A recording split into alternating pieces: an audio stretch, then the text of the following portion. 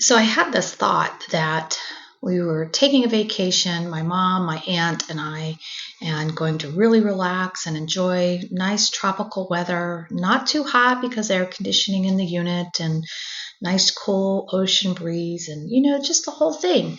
And just set this in my mind as a perfect opportunity for us to enjoy some really good quality time, right?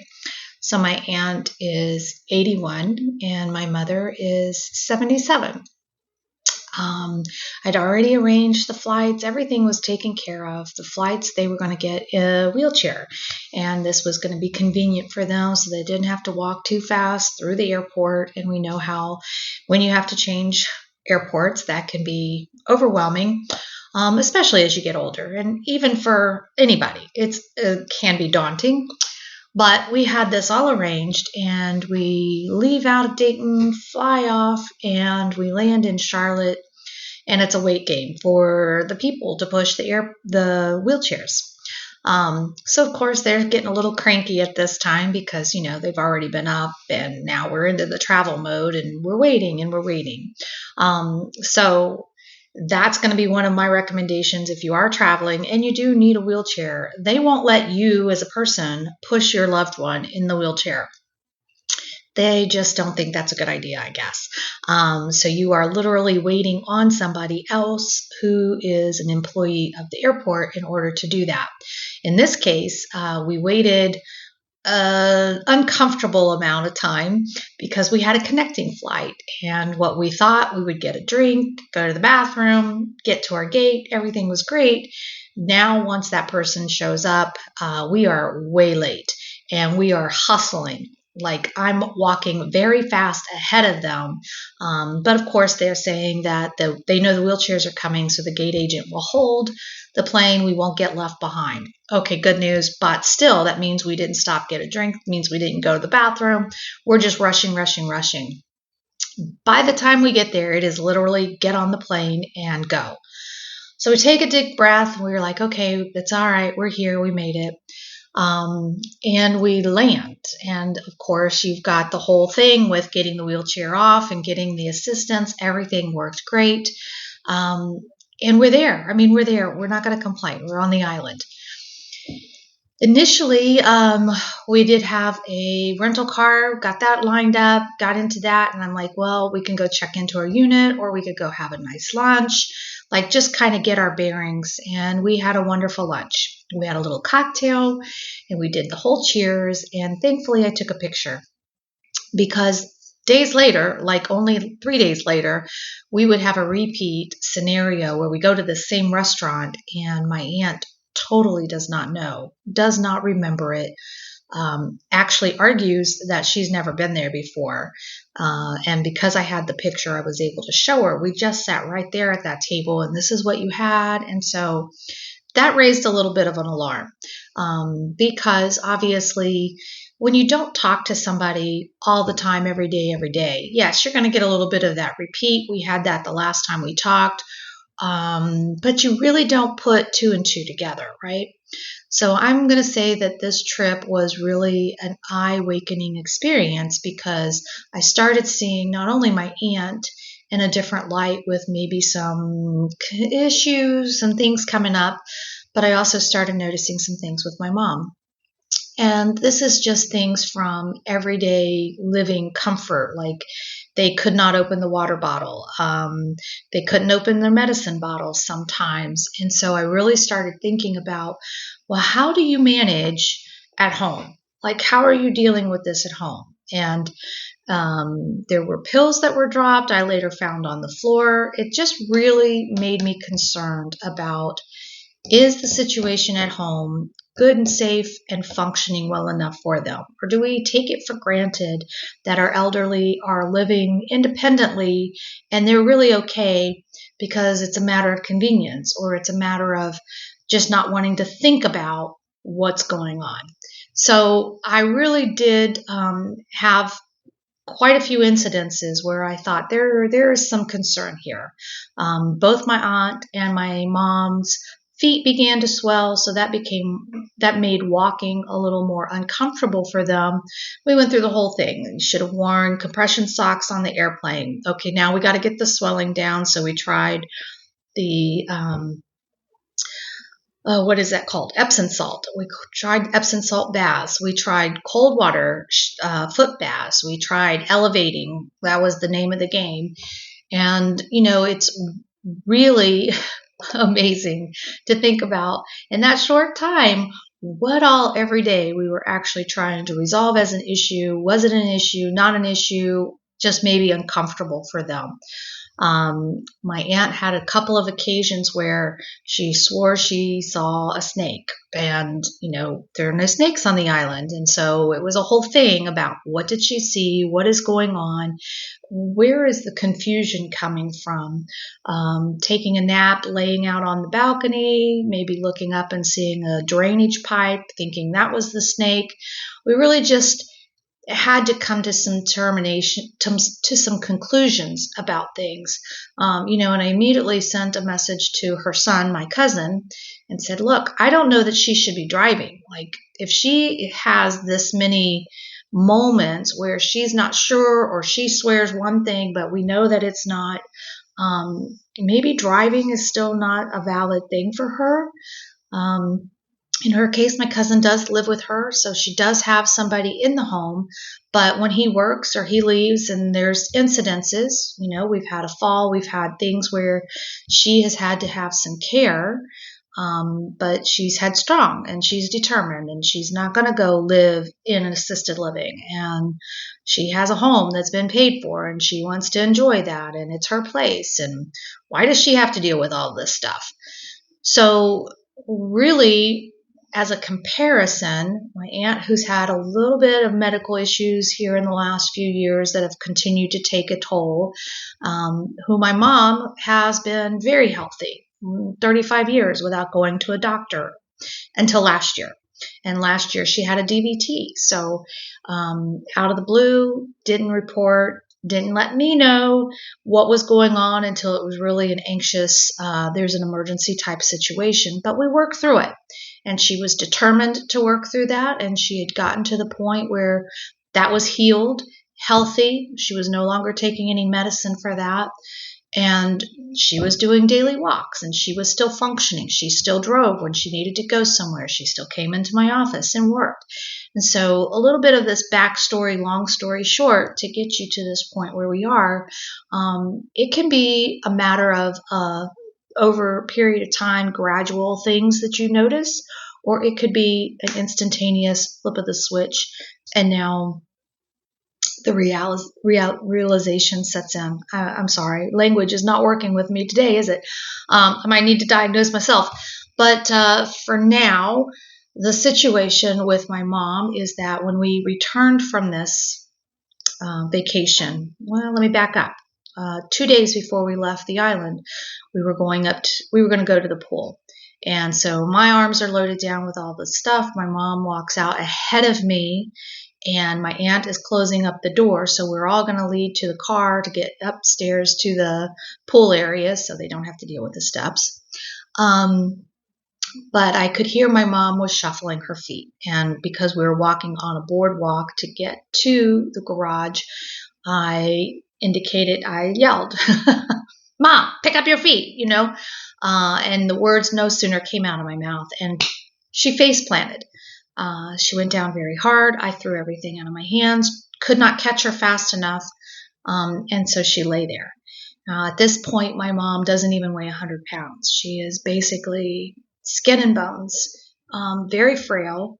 And I knew with as easy as she bruises and with, just everything, this was a very hard fall, and this was going to now be an issue. None of it matters. Everything, all the little nitpicking arguments, all the little stuff out the window, because now all I am is 100% full mode. How's my mom? What do I need to do? Trying to get her up from a face plant position to where I could help get her up and ease her is like lifting dead weight. 100 pounds isn't much, but dead weight is totally different. I mean, you've got nothing. She can't move. She can't. And I'm thinking she's just broken everything at this point. So of course she's negative, doesn't want to go to the clinic, doesn't want to get checked out. We get her looked at the upstairs in the lobby, cleaned up with peroxide and antiseptic and all the stuff. And everybody's telling her, you really need to be checked out. No, I'm fine. It'll be fine. It's just bruising. She busted her lip. She had a bruise come up on her cheekbone that immediately popped. Of course, every elbow, knee, everything was busted, bruised. The skin just peels back because she's so thin and the skin is so transparent that this was really serious. I was very, very concerned. Against my better judgment, my mother did not go to the clinic. And even with the warning that you say you don't feel that bad right now, but tomorrow the pain is going to set in. You're going to feel the bumps and the bruises, and it's going to be a lot. But refuses. So the next day, of course, she gets up and she feels a little bit of chest tightness because when I say she face planted, it was everything that could fall forward hit. So chest plate, everything went down and into these boardwalk boards. So I knew she'd bruised probably her sternum. Her chest was going to be sore. And of course, nothing was broken, thankfully. She was very lucky that she didn't try to brace herself or stop the action. She just went full force. But now she's bruised and she's having a little difficulty in breathing because of that. Now, again, have the same conversation. We should be going to the clinic. We should get this checked out. Like, if you feel this way now, tomorrow when we're flying, it's going to be even more uncomfortable. But refusal. So, of course, when we get back home, so fast forward a little bit, we get back home, it's just a matter of she wants to be at her home, she wants to get settled, she just wants to get back to where she knows that she can do what she needs to do. And that is where we are, is that 3 weeks has gone by, and one day she sounds really great, like she's getting some energy and stamina, and the next day she sounds really weak. And it's like, Mom, what's going on? Like, we need to get you checked, or we need to get you a doctor's appointment. No, I'm fine. Well, you're not fine because you don't sound fine. But again, she was living independently. She does have someone who is with her and that cares for her, and they cohabitate, so that works out. But I don't know, because I don't know, right? And so I'm supposed to see her. She cancels our plans, and it's like, Mom, I'm really worried. Let me come out, see you. Let's just go for a drive or sit and talk or something. Like, I'm now feeling like you're not doing your normal activity, and I'm getting more worried. And on the weekend, we were going to get together.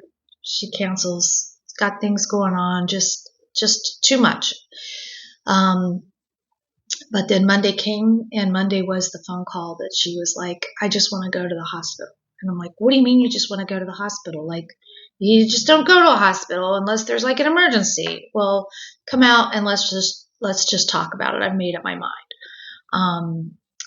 That conversation, sends me into a whirlwind of what in the world is going on, and why are we waiting, and what don't I know? Like, what aren't you telling me that I really, really needed to know, so that I just take and make the best decisions for you? So of course, when I go out there on Monday, she's just sitting there, and you can tell. You can tell by her facial expression. You can tell by the way she's really just not feeling herself. And for my mom, for 35 years, who's not going to a doctor even when she should have, right, is now saying she wants to go to the hospital. I'm really, really past the point of being worried. But she makes a comment about, well, my leg started hurting, so I think it's that, like the DVT when I had it. Well, I scoop her up, get her to the hospital, and of course, trying to get them to the point of, you got to take care of her, what do we need to do? Going in through emergency, you get to answer on a kiosk a question, shortness of breath, and I couldn't go any further to give them all the other elements, right? So of course they snatch her and take her, and they're running off with every kind of test and all that they can. It's it's very different to see your mother at that point and realize nothing else matters. This is somebody who can't really take care of what is immediately going on. She couldn't have driven herself to the hospital. Um, you know, ambulance was offered multiple times. It was offered for her to go see the doctor, to go to the hospital, but she had to come to that decision in her own mind that this was beyond something that she could do, something that she could fix, something that she could just deal with. And as the loved one, that's hard to know that you're waiting for that aspect, right? And again, I look at if I was seeing her on a daily basis, if I was living with her, if I understood maybe more than what she's telling me, is there something more to the story? And so now I'm looking back at anything and everything that happened while we were on vacation, trying to put the pieces together. And ultimately, none of it really matters at this point. We are still waiting news, still waiting a final diagnosis. And it's been almost a week now with every day in the hospital, something more testing, more answers, no questions. I mean, let me reverse that. No questions, lots of questions and no answers. And the care that she's getting, she transferred to another hospital, the care that she's getting from Kettering, the care that she received at the Preble County emergency room, all of them have done far and above anything. I understand this is not a difficult position or not a comfortable position to be in any part. But they are working their line, they're working their role, and us as the people are kind of on the outside, not understanding fully these words, which was my mom, not understanding fully the words that were being said, and me just hoping that the reality doesn't set in until she has people there with her. And, you know, you call the loved ones in, you have these conversations, but I need her to see our strength. I need for her to see our determination. We don't know anything yet formally to say, boom, this is what we're doing. And so we're waiting. And in the meantime, this is when you have all the details that start popping up that you know that you have to take care of. What about the bills that she has? What about her accounts? What about medical decisions? What about any of this? And immediately, all I want to do is be there with her. And I know that I have to be in the background running and taking care of the little things that we just never, ever thought about or put in place. So our lessons today is to realize that even when somebody is healthy, it's the time to have the conversation. Especially, it's the time to have conversations about what happens if, and what do you want us to do, or how are you going to be able to function, live independent? What are your bills? What do we need to make sure we can get taken care of? And in my case, you know, I'm her only child living, that she's my responsibility. And I don't have paperwork to say that that's the case. So here I am thinking I can pay your bills, I can do all of this stuff, it'll be all good. But I realized I needed a power of attorney. So the hospital may do a power of attorney. They may have a notary on staff, but they will only do a power of attorney for medical. And of course, I'm looking at trying to make sure bills and everything are paid. So I needed a special full power of attorney, which they would not sign. The notary there would not do. So you're leaving the hospital to go and take care of this, see an attorney, get the papers drawn up, or whatever you need to do. Well, then that has to be signed by her. So she still has cognitive, she still has capacity, she's sharp as a whip as far as all of that goes. Until you give her medicine. So it's a matter of how do you get a notary to sign when you have somebody in the hospital. So these are all things that you have to kind of have a game plan or figure out, or good resources in order to call and say, hey, can you do this? I'm a notary, but that doesn't do me any good for my own personal. I can't notarize my own stuff, right? Which makes sense. And nor would I want to. I need other people to make sure everything is correct and done appropriately. But that was our struggle this week, was to make sure that we got that. Still waiting on information, and I would just caution everybody to have the conversations, and have things in writing. I'm a big proponent of getting things in writing. It just makes it easier. Today you may have this understanding and know, but tomorrow you may not have the capacity, and therefore you need that really written agreement that says this is what I want and this is what I understand. And it just will help hopefully avoid any issues in the future and allow the people to do what needs to be done. So it's getting harder and harder to do these things, but I'm trying to remember that sometimes I go through things so that others can learn from it, or maybe it's a coping mechanism for me. So I appreciate the opportunity in sharing with you, and thank you for the good wishes and the well wishes, the prayers, and the heartfelt love that we feel in getting our message out there and hopefully helping somebody else who may be in a similar situation. Y'all take care. See you. Bye.